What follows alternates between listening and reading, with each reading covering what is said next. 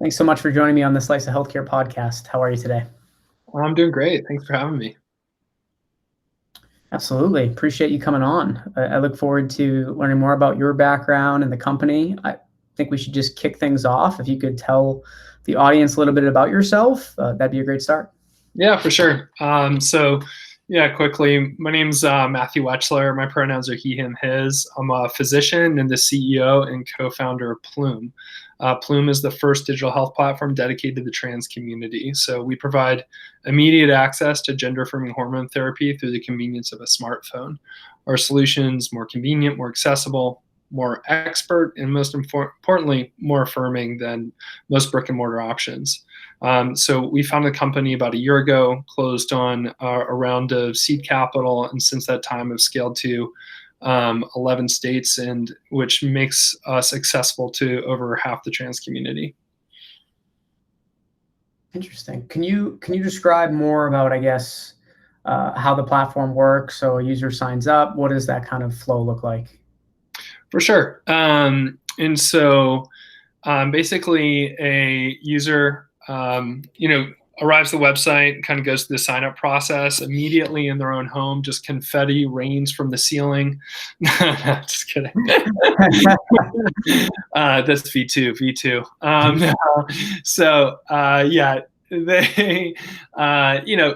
They sign up, basically fill out an intake form from some basic medical information, consents, all that, and then schedule a brief 30-minute visit with one of our clinicians.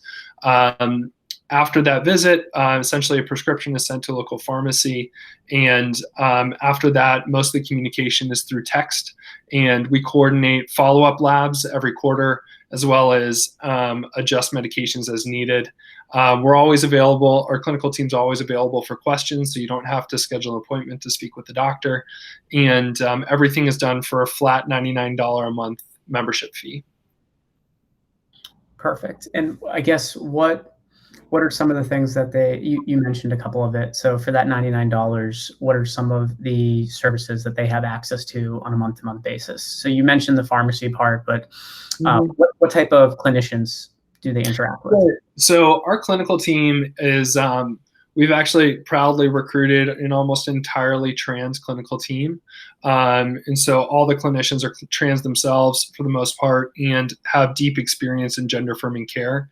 One of the things that we believe is that some of this type of medical care is best delivered by people that understand the lived experiences of the patients that we're taking care of. So that's been a very intentional choice on our part, and it's something highly valued by our members. And so that's a big part of it, just the expertise itself, the sense of safety and affirmation, that's a big value. Additional services that we do offer, often there can be letter writing services for surgery or name change, that's included. And then again, just any questions that come up along the way.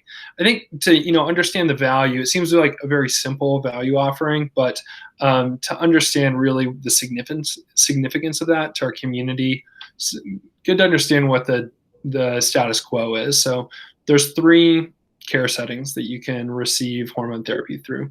The first is your LGBTQ plus center. Now, this is ideally the best place to get care. However, there's only a few of these in the country. They're clustered in major market cities. They often have very long waits. It can be 6 months, even up to 12 months sometimes. And so the next option is a general clinic, which might still actually have a multi-month wait, but when someone goes there, they're most likely going to encounter one or many people that are unfamiliar with the trans community, and in the best case scenario, maybe a bit clumsy, maybe use the wrong name, the wrong pronoun. In a worst case scenario, are actively discriminatory or even violent. In fact, up to 1 in 3 trans folks that go to a clinic are denied care or harassed when they seek clinical care. And then physicians themselves are actually often pretty unfamiliar with hormone therapy. And so up to 50% of trans folks report having to train their doctor how to care for them. So that's the wrong flow of clinical information in the patient provider dyad there. Yeah, and so the final option, which is actually quite a common way that people get care, is through the black market. So buying hormones off the street or off of different sort of less reputable online pharmacies. And in urban environments, up to 30 to 60% of trans folks buy their medicines off the black market. And so, what we're doing is providing something that's, again, it's safer than the black market. It's more accessible than your LGBTQ clinic. It's more expert driven than your general clinic. And most importantly, it's done from the safety and comfort of home by people that are trans themselves. It's really hard to exaggerate how valuable that is. So, we often will have people just in shock from how easy it is to start hormone therapy with us and just break down into tears. And, that happens, every week basically. And then, we've just had, hundreds of really supportive comments since we've started. So it's been very rewarding. Yeah, thank you for sharing all that. Appreciate it. Yeah, absolutely. That gave a great overview of the company and how everything works and the different offerings that you have.